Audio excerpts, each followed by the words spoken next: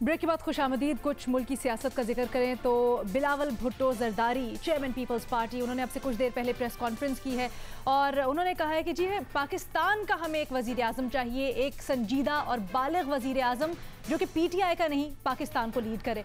गुज़श्ता रोज़ अगर देखें तो कौमी असम्बली में खिताब करते हुए वज़ीर आज़म इमरान खान ने कहा कि ये लोग यानी अपोजिशन ये सोच रहे हैं कि मुझे माइनस करके ये बच जाएंगे, अगर मैं माइनस हो भी गया तो इनकी जान नहीं छूटेगी। अपने मिशन पर कारबंद हूँ और इसको मुकम्मल करेंगे। हम हर जगह तहकीकात करेंगे और जिन्होंने अवाम का इस्तेहसाल किया है उनके पीछे जाएंगे।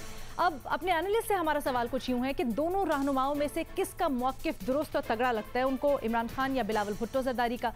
मज़हर अब्बास साहब आपसे स्टार्ट करते हैं। बिलावल साहब कहते हैं कि इस कठपुतली वज़ीर आज़म को वज़ीर आज़म हाउस से बाहर खींच कर फेंकना पड़ेगा। ऐसे जुमले ना कहा करें जो कि आमिर कहा करते थे, जो आमरियत की पैदावार होते थे। इस तरह के जुमले जो है ये सूट नहीं करते किसी भी डेमोक्रेट को, या आप उसे जो भी कहें।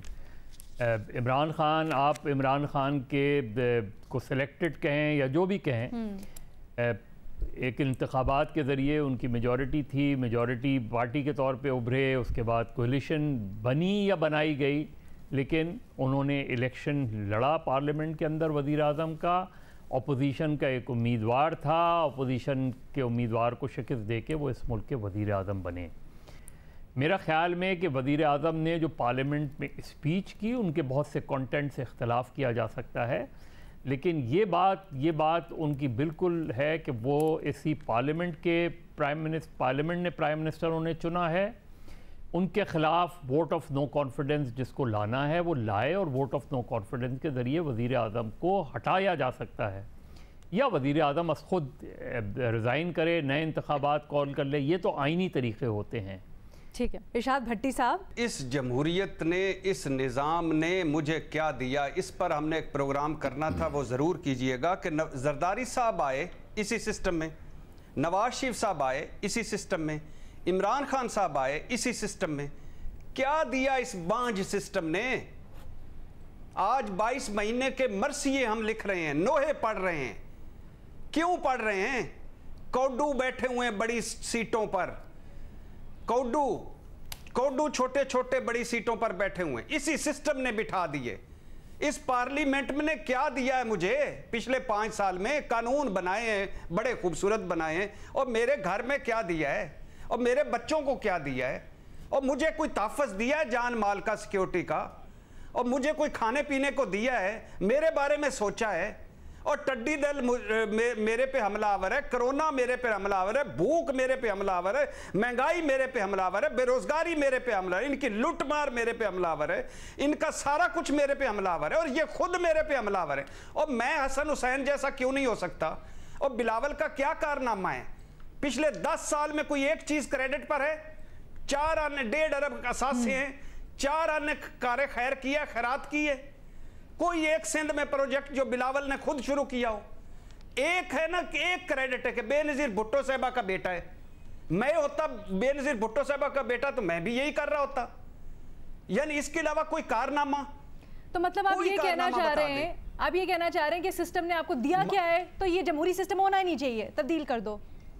अच्छा, बिल्कुल बिल्कुल खत्म करें ये जमहूरियत, ये मुझ पे ढकोस लेना डालें। ठीक है, ये खत्म कर दें जमहूरियत, ये निजाम खत्म कर दें, वो निजाम लाएं जिसमें मुझे और मेरे बच्चों को मिले। अच्छा सुनिए जी, हसन साहब कुछ कहना चाह रहे हैं। हाँ सुनिए। अच्छा नहीं वो हसन साहब की तरफ जाते हैं, 1 सेकंड सुनिएगा। नहीं सुनिएगा। कहा कि PTI जरदारी को कत्ल करना चाहती, अल्लाह उनको लंबी सेहत दे। कल इसी असेंबली में फरियाल तालपुर साहबा की बात हुई, इसी असेंबली में सीता वाइट की बात हुई, आज बिलावल भुट्टो साहब अलीमा खान की बात कर रहे थे।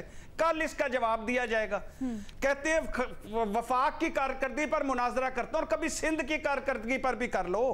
और हुकूमती शुगर मिलों के खिलाफ तो कार्रवाई होनी चाहिए, और कर लो जो ठीक कह रहे हो। मुराद अली शाह की सब्सिडी और ओमनी कहानी भी कभी बात कर लिया करो। और एक इंतखाबात में, ये कैसे इंतखाबात हैं जिसमें सिंध का मैंडेट असली और वफाक का नकली है? उधर इधर वजीर आजम सिलेक्टेड है, मुराद अली शाह इलेक्टेड है। ये कैसे लोग हैं? भुट्टो साहब ने को किसने लॉन्च किया? आमरों ने, सिकंदर मिर्जा ने, अयूब खान ने कह के थक गए हैं। जरदारी साहब ने, बेनजीर भुट्टो ने किससे डीलें की? आमरों से। ये किसकी पैदावार है? आमरियत की। कुटपुतली किसको कह रहे हैं? सिलेक्टेड किसको कह रहे हैं? ये पनीरी घर में लगी हुई है खुदा के लिए। और दूसरी तरफ इमरान खान है 22 महीने। मैं नजरिए पे कायम हूं। कौन सा नजरिया? किसका नजरिया? और किधर का नजरिया? और कितने यू टर्न ले चुके हो? कितने मोड़ों से मुड़ चुके हो? नजरिया दफन हो गया है। एनआरओ नहीं दूंगा तो आपको पैमरा में 3 महीने से खुद इंसाफ नहीं मिला। आप इस इदारों को तो खड़ा करो। भट्टी साहब, वैसे ना आप इतने दिनों से बैलेंस कर रहे थे। मेरी आपसे शिकायत यही थी, मुझे समझ नहीं आती, आप मुझे कंफ्यूज कर देते। आज आपने मेरी कंफ्यूजन खुल के दूर कर दी। मैं जरा हसन निसार साहब का पॉइंट लेना चाहती हूँ। जी हसन साहब। नहीं, मैं भट्टी साहब को सुनना चाह रहा हूँ, मेरा टाइम उनको दे दें। नहीं हसन फुल साहब फॉर्म में शाबाश। मतलब आप उनके मौकिफ की तायीद करते हैं पूरी? ये भी हसन निसार ही बोल रहा है। भट्टी साहब प्लीज कंटिन्यू, जारी रखें। आप भट्टी साहब के मौकिफ की तायीद कर रहे हैं? जब मुझे देती हो हसन साहब तायीद, मैं मुजद हूं इसका। आप क्या बात कर रहे हैं? कोई शक नहीं, कोई शक, कोई शक नहीं। ठीक है, मैं मुजद हूं इस मौकिफ का। इस मुल्क में एक हसन निसार है और हजारों इरशाद भट्टी हैं। बिल्कुल नहीं भट्टी साहब, मेरा टाइम आप अरसे बाद पैदा होते हैं। अच्छा, शहजाद को भी शामिल गुफ्तगू करते हैं। शहजाद, जो इरशाद भट्टी साहब कह रहे हैं वो कहते हैं ख़त्म कर दो जमहूरी निज़ाम को, आप भी मुत्तफिक हैं? हसन निसार साहब तो हैं, बल्कि कह रहे हैं मैंने तो बुनियाद इसकी रखी है।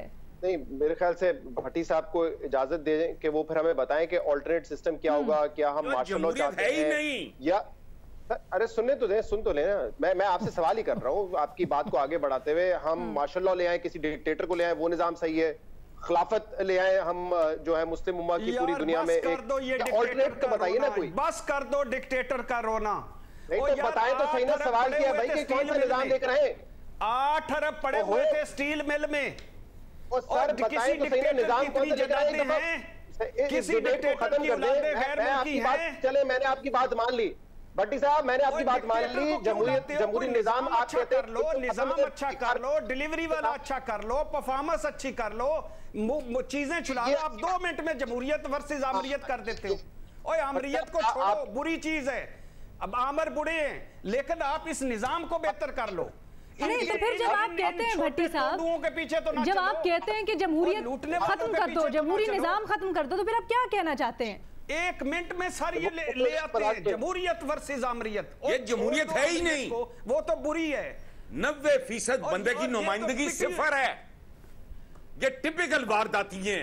आपने जब सारे मौका परस्त, अपॉर्चुनिस्ट, मुफाद परस्त, वारदाती हादसात की पैदावार और चढ़े हुए हैं। ठीक है भट्टी साहब ने अभी लगाया, भट्टी साहब ये तो है ही नहीं।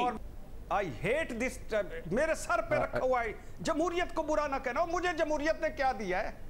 मुझे तो कुछ बताओ प्लीज, अल्लाह के नाम पे कुछ बताओ। है ही नहीं। साफ पानी, साफ पानी, दवाई, टीका, मेरे जान माल का तहफ़्फ़ुज़। मुनीब, जो मेरी बेटी को वो कुछ मुयस्सर क्यों नहीं जो मरियम नवाज साहबा को है? हसन हुसैन को जो कुछ मिला हुआ है मुझे क्यों नहीं मिला हुआ? वो गैर मुल्की है, मैं तो मुल्की हूं, पाकिस्तानी हूं। ठीक है, मैं तो वतनी हूं, इस मुल्क का वतनी हूं, इधर मरना है। और मेरा क्यों नहीं एवन फील्ड? मेरा क्यों नहीं सरे महल? बड़ी साहब, और मेरे पास इतने बार का पानी क्यों नहीं है? बार के सूट क्यों नहीं है? बुलेट प्रूफ गाड़ियां क्यों नहीं है? भट्टी साहब, आपका पॉइंट आ गया। बड़ी हीटेड डिबेट हो रही है। हम एक छोटी सी ब्रेक के बाद वापस आएंगे, डिस्कशन कंटिन्यू करेंगे।